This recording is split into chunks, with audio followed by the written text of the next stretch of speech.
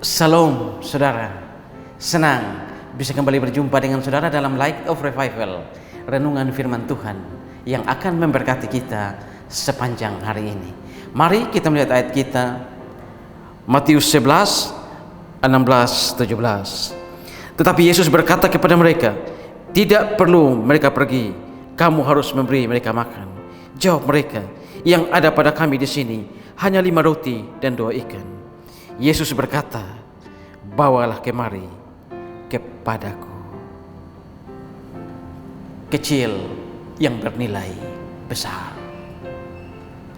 Saudara, di dalam hidup ini seringkali kita merasakan ada penyertaan Tuhan, ada pertolongan Tuhan. Tuhan selalu menyertai kita dalam setiap kehidupan kita. Tetapi seringkali kenyataan kehidupan, realitas kehidupan membuat kita tidak percaya pada penyertaan Tuhan. Saudara-saudara, ketika Tuhan Yesus mengajar orang banyak, ada begitu banyak orang yang datang dan mendengarkan Dia. Dan ketika Yesus mengajar hari mulai malam, orang-orang banyak itu mulai duduk dan mereka belum juga pulang. Murid-murid datang dan berkata kepada Yesus, suruhlah mereka pulang karena hari mulai malam. Tetapi Yesus berkata kepada mereka, kamu tidak perlu menyuruh mereka pergi, tapi kamu harus memberi mereka makan. Saudara-saudara, di tengah padang, di tengah tempat yang tidak ada tempat untuk mencari makanan, Yesus justru menyuruh murid-murid untuk memberi makan kira-kira 5.000 orang laki-laki, belum termasuk anak-anak dan perempuan. Murid-murid kebingungan. Mereka berpikir dari mana akan dapat makanan. Tapi kemudian seorang anak kecil menyerahkan 5 roti dan 2 ikan kepada murid-murid yang akhirnya dibawa kepada Yesus. Saudara-saudara, dari peristiwa ini kita bisa belajar 3 hal. Yang pertama, Allah memulai karyanya dari keterbatasan. Saudara-saudara, teologi kerajaan Allah bukan menunggu saat yang ideal atau keadaan yang ideal. Justru dalam keadaan yang penuh keterbatasan, karya Allah bisa dimulai. Saudara-saudara, kita bisa lihat ketika Tuhan Yesus lahir dari seorang perempuan yang sederhana, dari seorang gadis desa yang berumur kira-kira 13-15 tahun. Lahirlah sang juru selamat. Juru selamat kita itu lahir bukan di istana, bukan di tempat yang mewah, tapi justru lahir di kandang domba. Dari keterbatasan Allah memulai karyanya.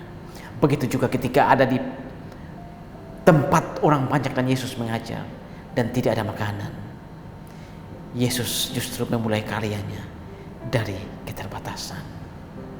Yang kedua, penyerahan lebih penting daripada kalkulasi. Saudara-saudara, ketika anak kecil itu memberikan 5 roti dan 2 ikan, para murid sibuk menghitung bagaimana 5 roti dan 2 ikan ini bisa memberi makan orang sebanyak ini. Kalau kita potong kecil-kecil pun tidak mungkin mereka semua dapat makan.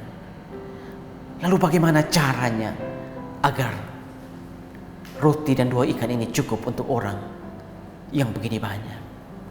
Saudara-saudara, di sini kita bisa lihat bahwa penyerahan dari seorang anak kecil yang rela menyerahkan 5 roti dan 2 ikan kepada murid-murid lalu dibawa ke Yesus, itu lebih penting daripada sebuah kalkulasi. Itulah teologi kerajaan Allah. Penyerahan lebih penting daripada perhitungan atau kalkulasi. Hal yang ketiga yang bisa kita pelajari dari cerita Yesus memberi makan 5.000 orang ini adalah hal yang kecil bisa memiliki arti kekal di tangan Allah. Saudara-saudara, 5 roti dan 2 ikan yang diserahkan oleh anak kecil kepada murid-murid lalu dibawa kepada Yesus tidak berubah bentuk, tapi berubah maknanya. Dari 5 roti dan 2 ikan ini berubah bisa memberi makan 5.000 orang ketika disentuh oleh kasih ilahi. Saudara-saudara, di sini kita bisa belajar bahwa penyertaan Tuhan dalam kehidupan kita itu tidak perlu kita ragukan. Kita tidak perlu merasa kecil, kita tidak perlu merasa terbatas untuk melayani Tuhan. Kita harus tahu bahwa teologi kerajaan Allah bukan dimulai dari sesuatu yang ideal, kondisi ideal, tapi itu dimulai bisa dari keterbatasan. Dalam hidup kita, penyerahan diri sungguh-sungguh kepada Tuhan itu lebih penting daripada perhitungan ataupun kalkulasi. Seringkali kita menghitung ini dan itu. Saya ingin buat ini, saya ingin buat itu, tapi tidak cukup. Tidak usah banyak berhitung di hadapan Tuhan.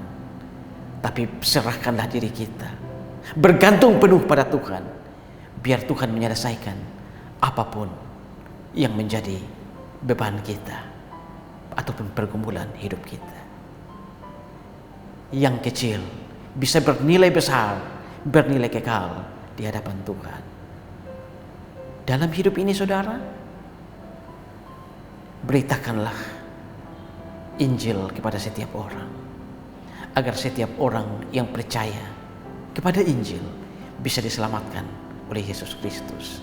Sekalipun mungkin kita melakukan penginjilan kecil-kecilan, sekalipun mungkin kita bertemu orang dan kita memberitakan tentang kasih Tuhan, tentang pengorbanan Tuhan, kelihatannya kecil, tapi itu akan bernilai kekal untuk orang yang menerima Injil itu. So, saudara, jangan ragu dengan penyertaan Tuhan. Percayalah pada Tuhan. Percayalah pada karya ilahi. Amin. Tuhan, kami belajar dari firman, bagaimana ketika Engkau memberi makan 5.000 orang.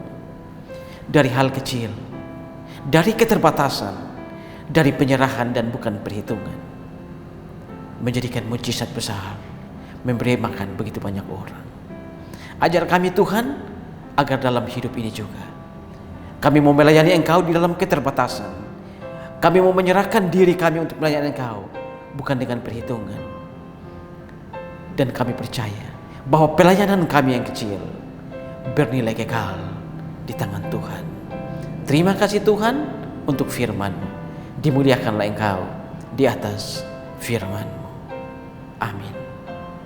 Saudara, jadikanlah firman Tuhan sebagai pelita dan terang di sepanjang jalan hidup kita. Tuhan memberkati kita semua.